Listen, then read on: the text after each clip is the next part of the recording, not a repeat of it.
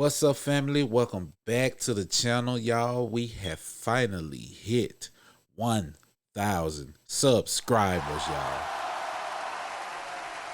I just want to say I appreciate y'all, bro. And without y'all, we couldn't even get here, y'all. I appreciate y'all sitting down, taking time out y'all day to watch my videos, making me feel important, y'all. And I promise I won't let you down. I'm going to keep this content coming, man. Now we on the road to 2,000, so let's get there. But I'm back with more disturbing and mind-blowing true crime TikToks, y'all. So let's get right to it. You ain't gonna believe this. We discovered a dead baby in the bathroom. Oh my gosh. I'm sorry. It came out in me and I didn't know what to do. Lexi, I told you about this. But it I just asked you, baby, to tell me the truth. was scared. It was not crying or nothing. What did you do to it? Okay, stop right here. Stop. Where did you put the baby at? Tell me the truth. What did you put in there? 517-836-460. That came out of your toilet? I don't know. This seemed a little staged. It seemed fake. Why didn't you say anything to us? Do you want to get in trouble for this now?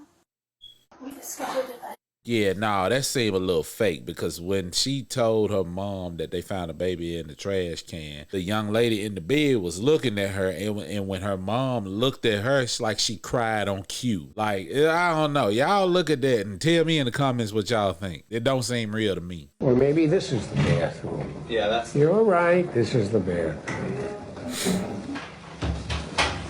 Wait a minute, what it say? Real audio of a man leaving his mic on while filming a documentary about a murder case and admitting he's the killer to himself in the bathroom. What? There it is. You're caught.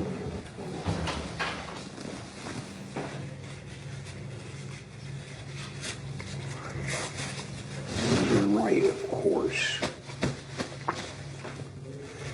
But you can't imagine. First.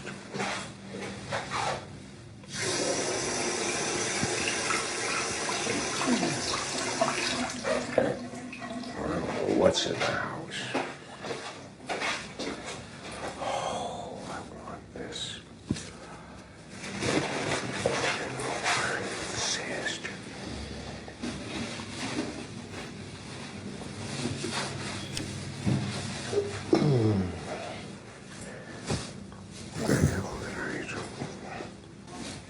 Yeah, I don't know if that's real or not.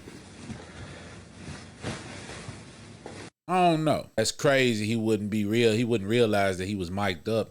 And then who the heck is he talking to?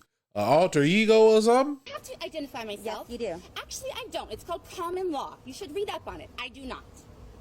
Okay? So we both know that I don't. I am a woman of God. This is my right as much as it is yours. This is my land as much as it is yours. I did not sign up for this. I am a Christian woman of God, and you are not going to put your disgusting rules on me that are false and not true. I will not have it. You understand that? I will not have it. I'm sick of being bullied. I'm sick of being lied to, and it's not going to happen anymore. Do you understand? The CDC just released... Oh my gosh. Oh He my got gosh. tired of that Oh shit. my gosh. He got tired of that. Like, she just talking way too much. A YouTuber went partying for 6 days while leaving her 20-month-old daughter at home alone. Little Asaya Kuti was left to starve all by herself. As part of her 18th birthday celebrations, Verfi Kuti traveled to London and Coventry partying and acting like a carefree teenager. She left with her boyfriend on December 5, 2019, and didn't return home until December 11. CCTV covering Kuti's home showed she had left Asaya alone in the flat for 5 days, 21 hours and 58 minutes. Footage was uncovered of her dancing at a concert December 8 as the DJ announced her birthday. I got one message for you right now. When she returned home, Kuti spent 3 hours in the flat before calling for emergency services and said her baby wasn't waking up. Sadly, nothing could be done to save Asai. The autopsy concluded the cause of death was starvation and influenza, with reported signs of dehydration and severe nappy rash. Cootie first claimed she had been with her child at the flat all the time except for one visit she made with her to London. She later admitted to the manslaughter of her daughter 20 months old Asaya Cootie. CCTV at the sheltered accommodation where she had been living in the months before showed 6 other significant occasions when Cootie had left her baby alone for hours at a time. Damn. In August 2021, she was sentenced to 9 years in prison. 9 years? Well, that's in London. They got some shit going on in London that I don't understand. But her ass should have got a life. Because that baby didn't ask to be in this world. She left that baby alone like that baby could take care of itself. That was so fucking stupid, bro. This family is basically cursed. This is the true crime story of the Murdaugh family. It all starts with this guy, Stephen Smith. He was found deceased in the middle of the road in July of 2015. His passing was ruled as a hit and run, but there's a lot of evidence saying that it probably wasn't. Like when it first happened, investigators kept going back and forth saying things like he was shot and then saying it was a hit and run. South Carolina patrol officers were told that it was not a hit and run. Even the coroner that did the autopsy did not think that it was a hit and run. Now, the way that this involves the Murdaugh family is during the investigation, the officers thought that they had something to do with it. Now, I don't know why specifically, but they were thought to definitely have some kind of hand in it. Skip forward to February of 2018, and the Murdaugh family housekeeper, Gloria Statterfield, trips and falls to her death. Alex Murdaugh ended up settling with the Statterfield family for $500,000 in court. Then February of 2019, the very next year, Paul Murdaugh is involved in a boating accident that ends up killing Mallory Beach. Paul was driving a boat while he was allegedly intoxicated. Due to his alleged intoxication, he ended up crashing the boat, which flung Miss Mallory Beach from it. Mallory's body was later found a week later by another boater. Paul Murdaugh is then indicted for boating under the influence and causing death, and 2 counts of boating under the influence and causing great bodily injury. He pled not guilty to all charges. Fast forward to June of 2021, Paul was found dead along with his mother Maggie at the Murdaugh family hunting lodge. They were found by Alex Murdaugh, and on the 911 call he said that they had both been shot. That all leads up to this month, September of 2021, where Alex Murdaugh was shot in the head by a random truck driver just passing by. Now, unlike the rest of his family, Alex Murdaugh is actually still alive. Since the shooting, he has gone into rehab and resigned from the law firm that he worked at. Man, with a name like Murdaugh, it was a whole lot of murder going on. That name was cursed, Murdaugh. Prayers to them. Show me this is my phone. Show me. No. You don't have to explain nothing to her. Take the case off. That's mine. Literally, get it back. Please. Are you kidding me? You feel like there's only one iPhone made in the world? No. Okay, then show me the. Show me all my you get a life over there. No, what's on your background?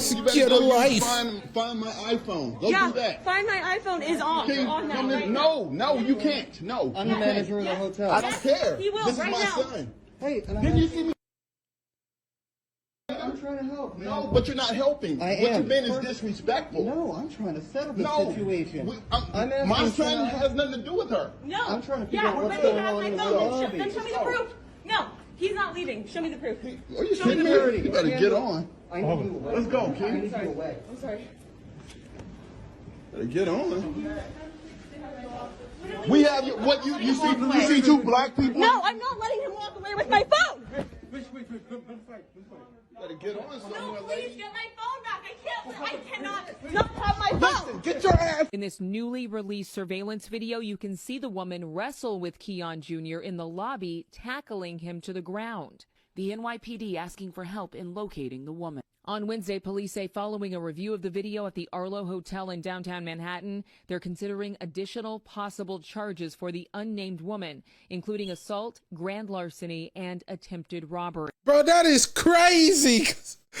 And I know this is old. I've seen this before, but every time I see it, it's like it's new to me, bro. Like, she was so sure that he had her phone. And turns out she was trying to rob him. Using the fact that he was a black kid and a stereotype that says black kids steal as her excuse to steal his. What the fuck, bro?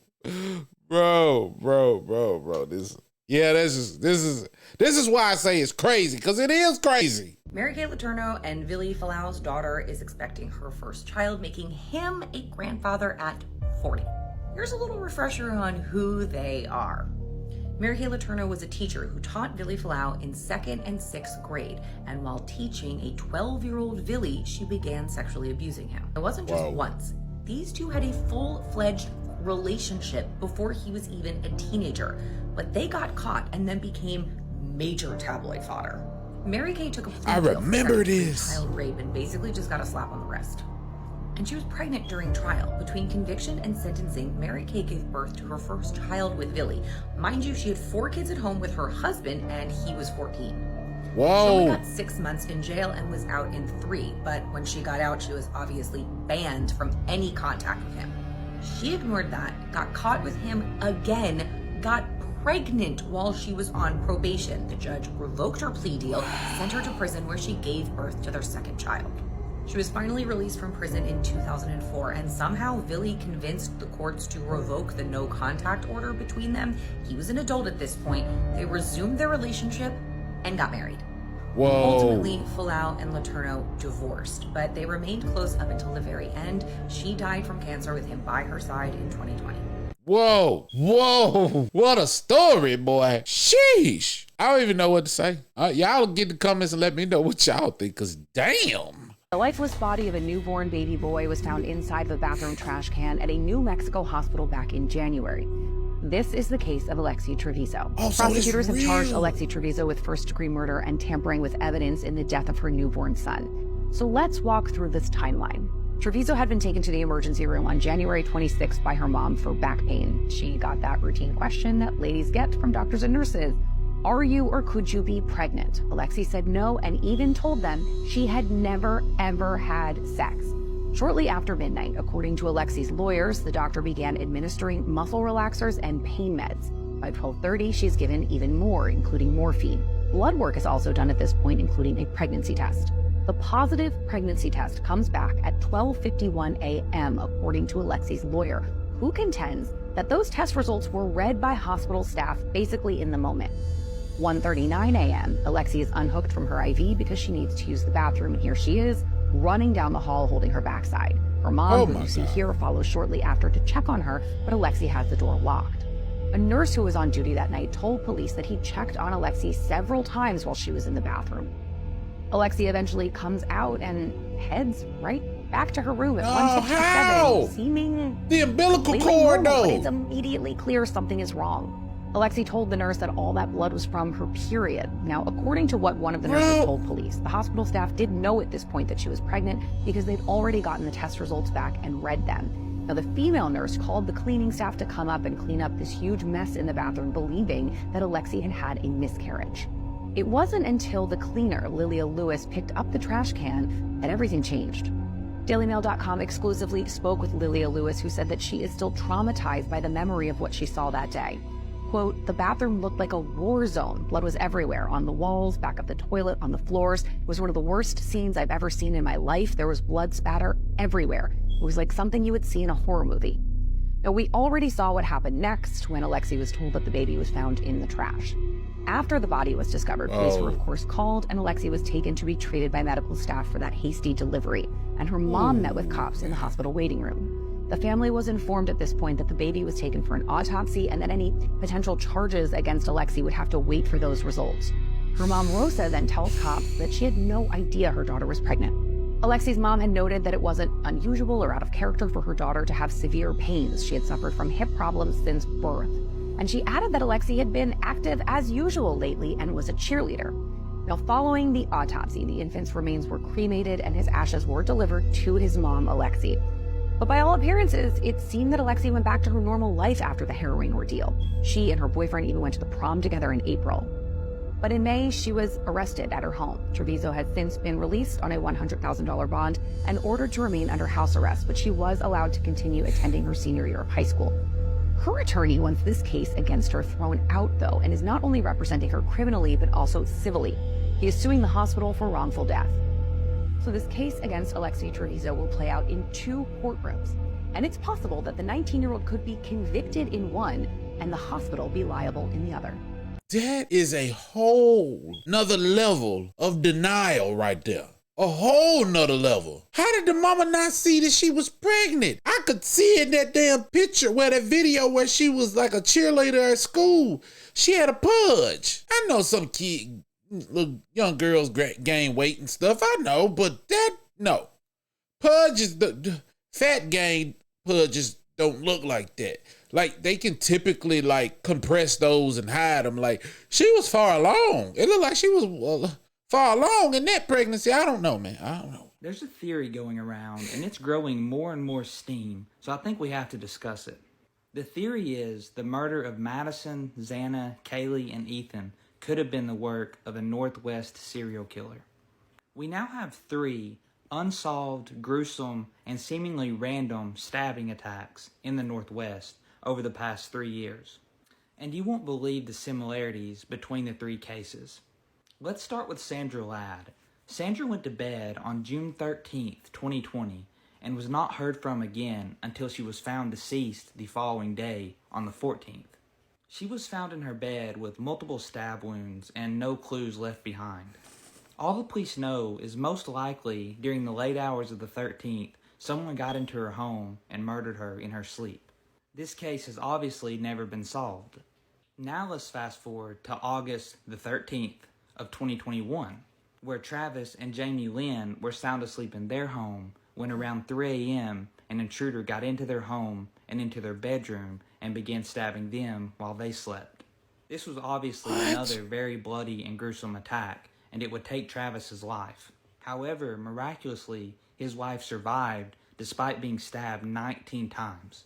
Damn. This attack took place in Oregon, about an hour and a half from where Sandra was murdered the year prior.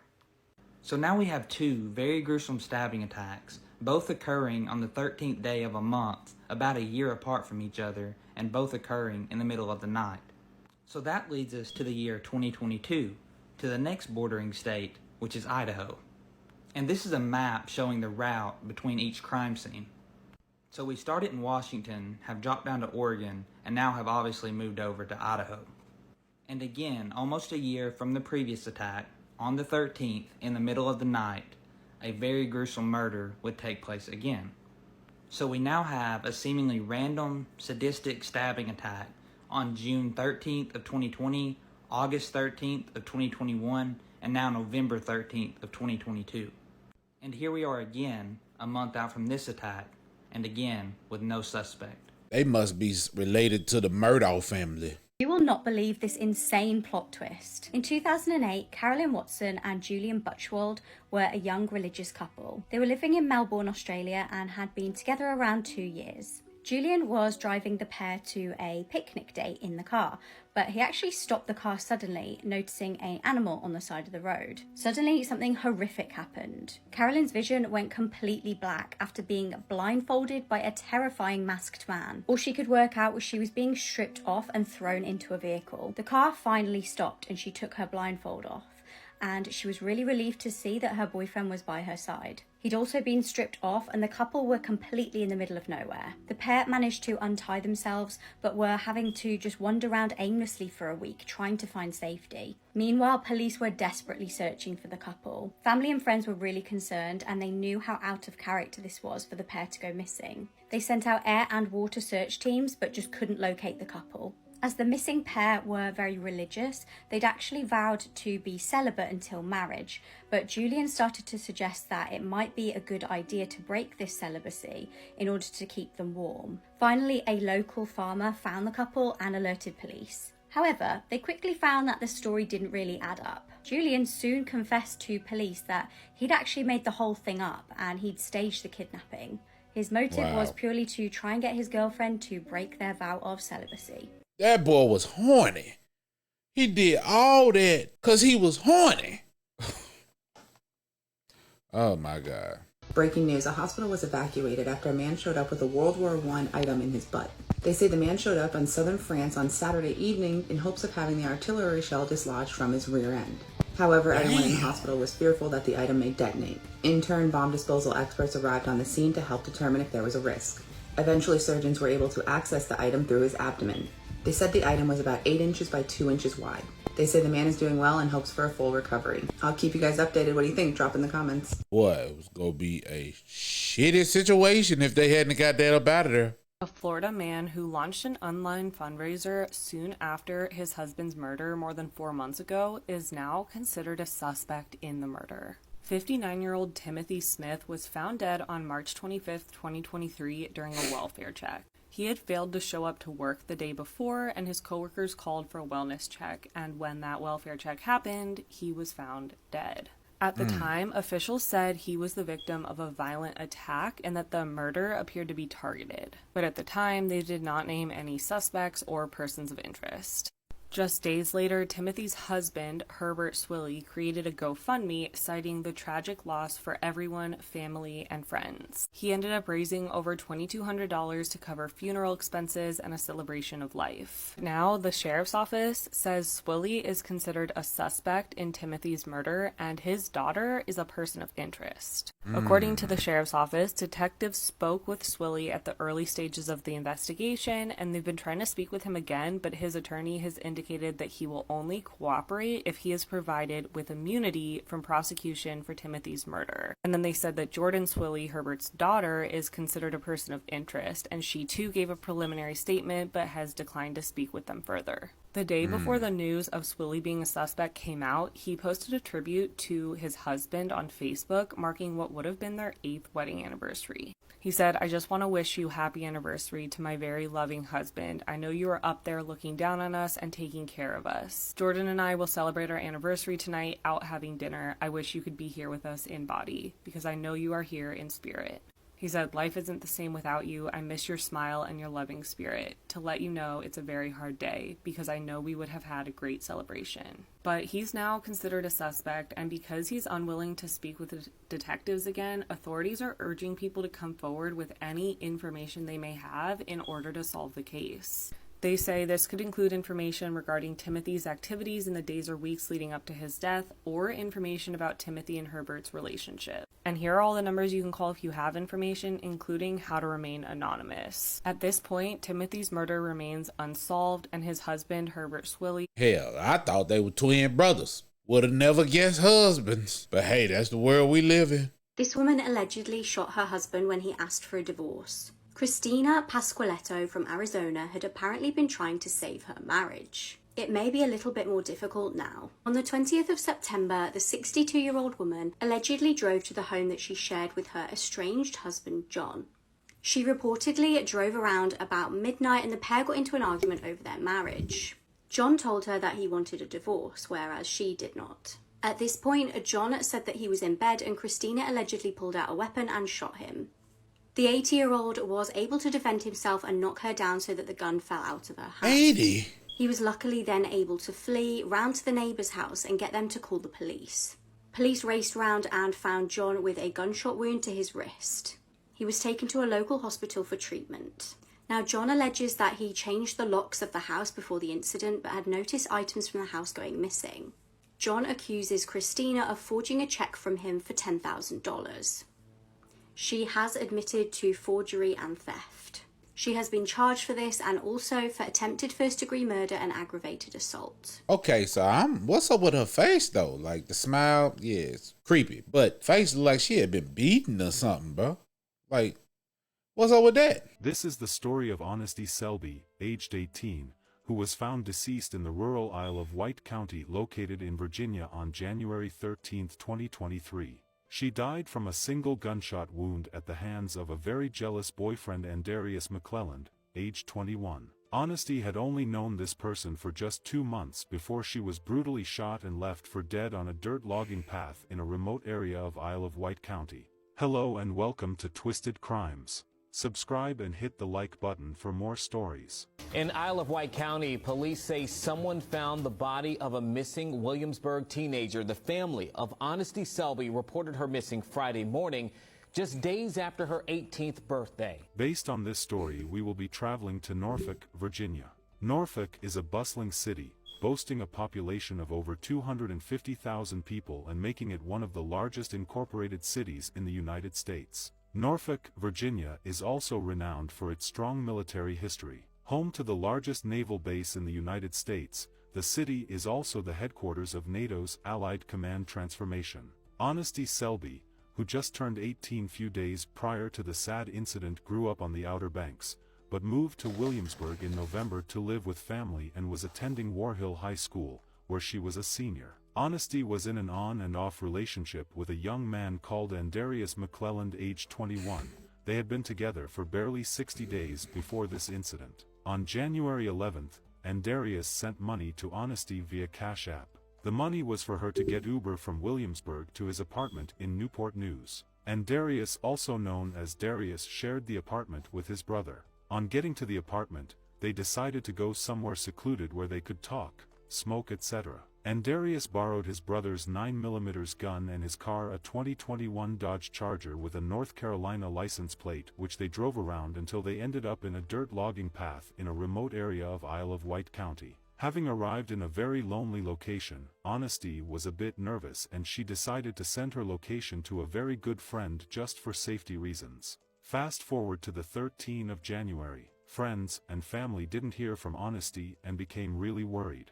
On the same day, January 13th, 18-year-old Honesty was reported missing after family and friends had not spoken to her since the 11th. Upon hearing that Honesty was missing, the friend who she sent her location to finally checked her phone and saw that she got a message from Honesty 2 days prior with her precise location. With this new piece of information, her family were able to follow the GPS towards the location where she was when she sent the message.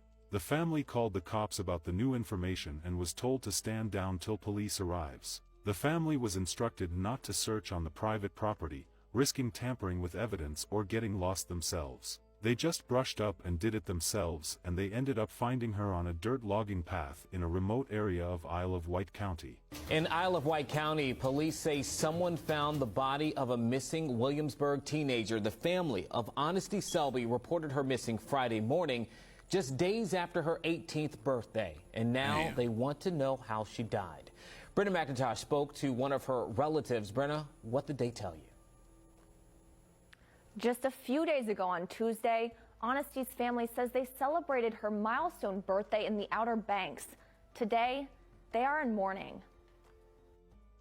Ebony Selby describes her niece as a helpful, loving, and sweet person. She says Honesty dreamed of going to cosmetology school after high school. She has such a good spirit about her that like little children and babies would just flock to her. Ebony says no one in the family had heard from Honesty since Wednesday night, and they started to worry. Captain Tommy Potter with the Isle of Wight Sheriff's Office says someone found her body Friday in a rural area off the Blue Ridge Trail in Windsor. We know that there was a gate off of Blue Ridge Trail that we did find unsecured, and so we think that is how that she and whoever else she may have been gained access to this area. Potter wouldn't disclose who found Honesty's body, but Ebony says it was her, along with Honesty's mother and father. Ebony says a friend pinged her location and sent it to the family. You never want to see anything like that in your life. Captain Potter says the teenager's phone was last used around 8:30 Wednesday night. But investigators aren't sure it was Honesty who used it. Detectives and family are trying to figure out how she got to the Blue Ridge Trail and her connection to the Windsor area. There's never a place that we've ever heard of her visiting or going to, anything. A friend of Honesty says she wasn't the type to put herself in harm's way. As of I know, she never really seemed to involve herself in anything that could potentially put her in danger. We need answers. We need answers to all this. There's so many questions. Captain Potter says there will be an autopsy to determine how she died, but until then, investigators are treating this as a suspicious death. Her family wished the friend who got the location could have read the message earlier and alerted someone close to her. Maybe that could have saved her life. Turning our attention now to a homicide investigation. The clue to finding a missing teen may have been a cry for help, according to loved ones of Honesty Selby. Police say a shared location that came from Honesty's phone led family members to finding her body. News 3's Danielle Seda spoke with Honesty's older sister about this tragedy and tells us more. Kalia Sellers, the older sister of Honesty Selby, says the only way she can see her little sister now is through a screen, but it could never compare to the real thing. She was so full of life.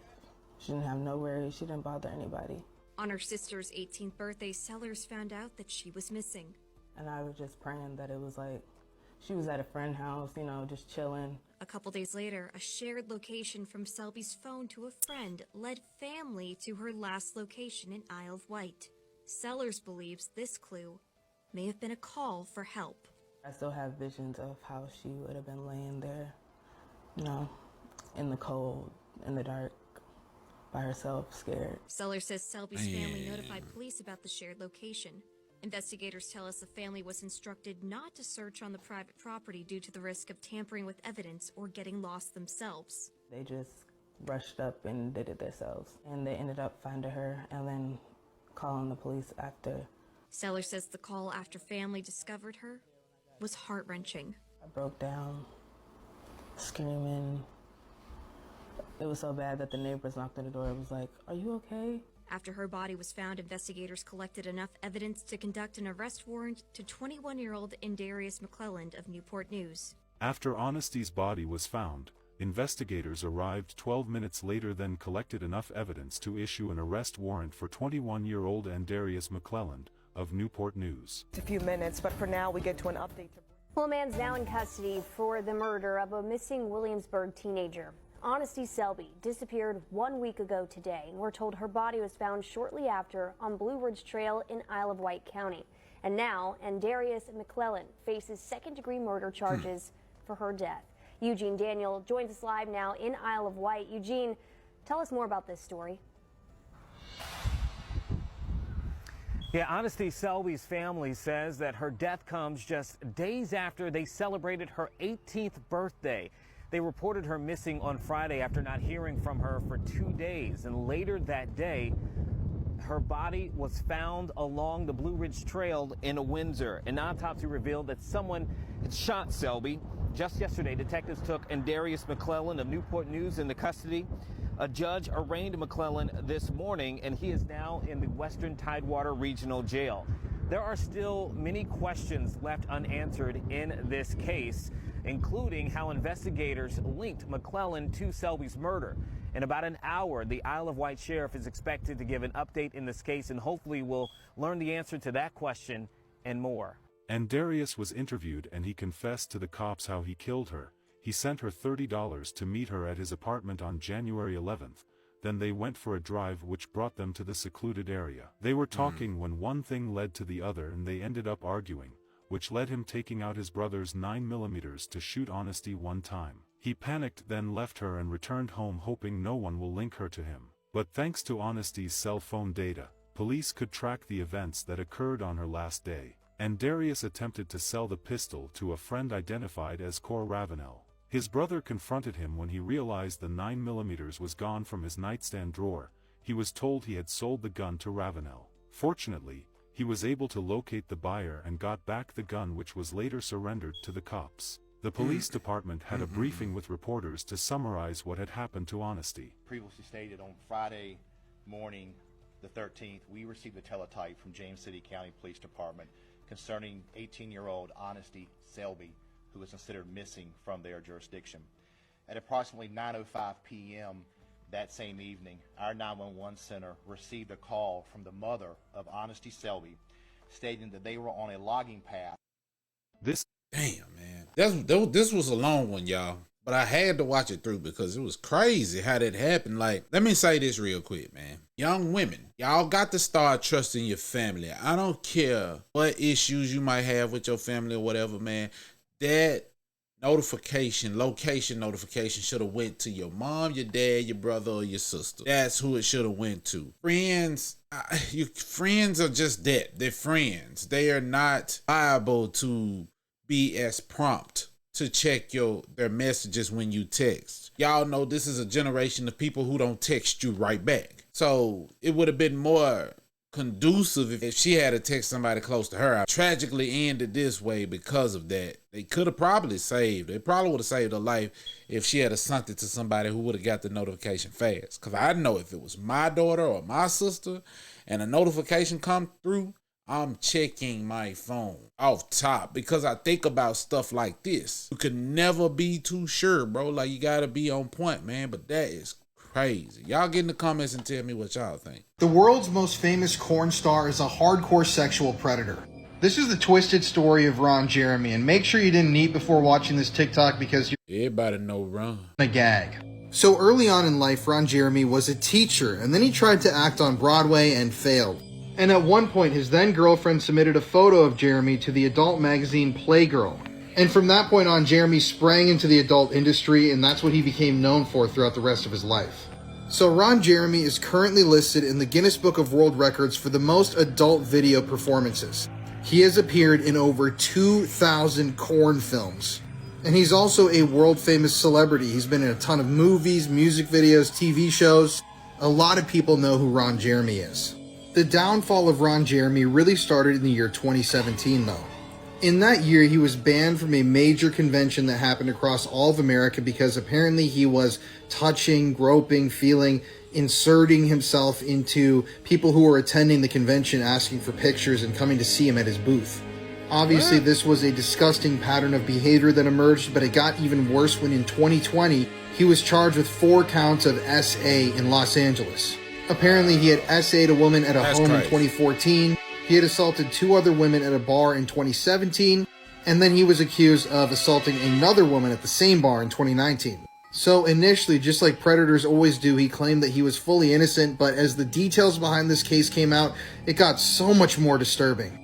So 3 days after Ron Jeremy was initially charged, prosecutors came forward and said they had an additional 25 allegations that they would be adding.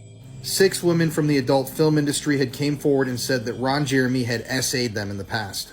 Then the next month, 30 more allegations were made about his appearances at these conventions and on the sets of films and in houses all over Los Angeles. Then in the next month, August of the same year, the charges got even worse. He was charged with forcible penetration by a foreign object, things like sodomy, and these charges stemmed from 12 different women, ages 15 to 54 years old, who claimed that these things happened from the years 2004 to 2020. And yes, these charges then made Ron Jeremy a pedophile. So eventually on August 25th, 2021, he was indicted on 30 counts of SA with 21 different women testifying against him. Eventually, though, after lengthy legal proceedings that lasted years, Ron Jeremy was found mentally incompetent to stand trial.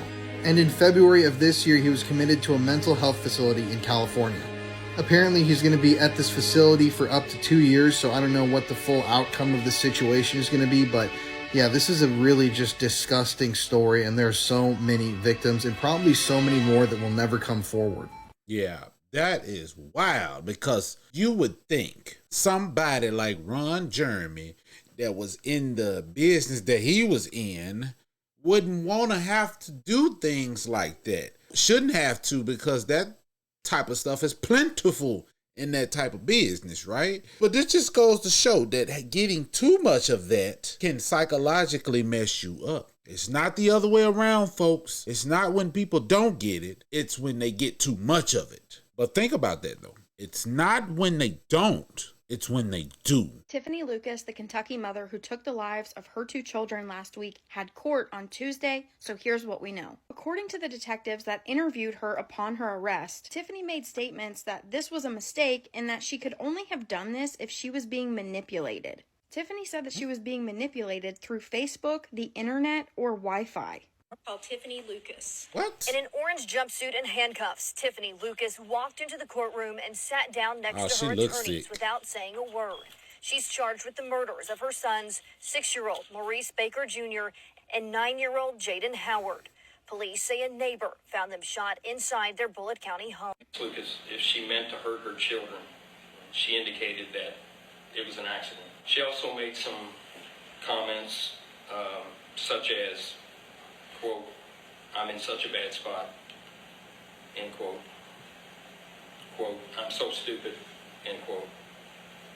End quote, "I would never do anything like this unless someone manipulated me," end quote. Detective Beal also said that there is some surveillance footage from neighbors that caught Tiffany walking outside, and then there's another footage where it's only the audio where 4 GUN shots can be heard. One of Tiffany's son's stepmother, Maurice Baker Jr.'s stepmom, Michelle Rice, made a few statements after court as well. She also stated in an interview that this was not a case of mental illness and that Tiffany was on drugs. This is apparently common knowledge just from my comment section on the last video, but family and friends have tried to call CPS over the years and nothing has ever been done. She showed no emotion. She shows no emotion. And we love them so much. So many other people really love them and could have been there to help them. But she wouldn't allow that. She was too selfish. And they're gone. They should both be here today in school, going to school, learning, playing sports. Manipulate you to do such a horrific thing. Nobody can manipulate you to do that. That's yourself. Detective Beale also revealed that Tiffany and her children were in fact the only ones in the home that day. Damn, bro. Hell is going on with these new mothers, man. Sheesh. I mean, these ain't the first case of things like this happening, but these days you seeing it more and more, bro. And you got to ask the question, what is going on with these young women? Dang. Bam Margera's uncle is a pedophile. This is the twisted story of Vincent Margera, or Don. Not Big Vincent. So Vincent was born in Chester, Pennsylvania, the same small town that a lot of the jackass. Bro, that is Bam Margera's uncle, bro. Like, they used to play pranks on him all the time on Jackass, but damn, bro, pedophile? Came from. And throughout his life, he held a number of jobs, but he wasn't really publicly seen until Bam got his own show. Now, if you'll remember, Bam Margera is one of the original cast members from Jackass, and his own show, Viva La Bam, featured Don Vito, his uncle. Apparently, the guys on the show called him Don Vito because you could barely tell what he was saying, and it reminded them of the guy from The Godfather. So Don was a really big part of the show. They were making fun of him all the time, playing pranks on him, joking around with him. And Don had a lot of influence behind the scenes. He was also on red carpets, he was at all the premieres, and he even had his own little movie with Ryan Dunn, R.I.P. But on August 18th, 2006, Don Vito, aka Vincent, was arrested at a mall in Colorado on the suspicion of having touched inappropriately 2 minor girls.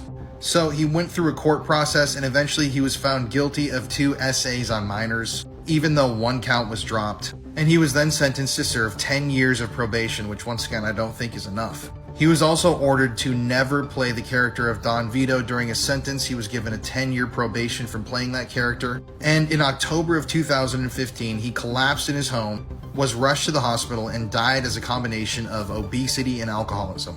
Basically, all of his internal organs had just failed at the same time.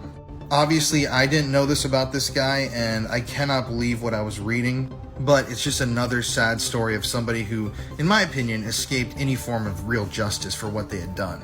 Dang, I didn't know that. That just blew my mind, bro. This is why you should always be careful who you let around your kids. This is 6-year-old Bella Fontanelli, who lives in Louisiana.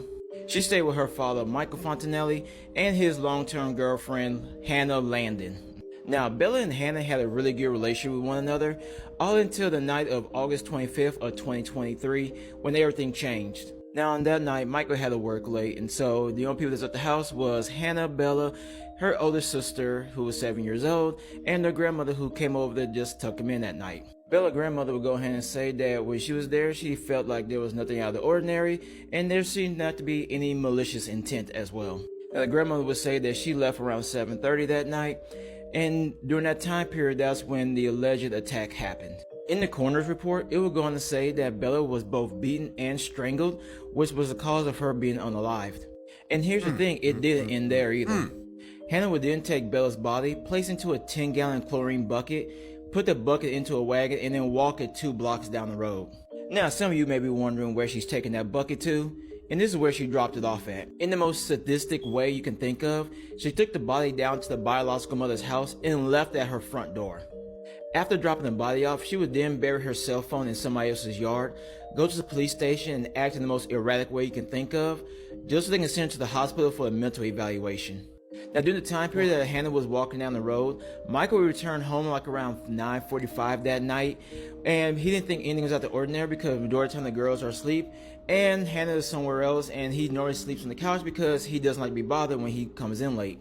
But when he woke up the next morning around 7:30 that morning, that's when he realized both his girlfriend and his daughter were both missing, and so he called the police and filed a missing person report. Shortly after the report was made, the police had went to the mother's house to be sure the child wasn't there, and that's when they made their gruesome discovery. And it wasn't until several hours later where they found Hannah at the hospital, where they went ahead and arrested her. But the thing about this case is that this is not Hannah's first angry outburst. For the past couple of years, both Hannah and Bella's biological mother have been getting into arguments over the slightest little things when it comes to the child. There were even a time when they got into a literal fist fight with one another.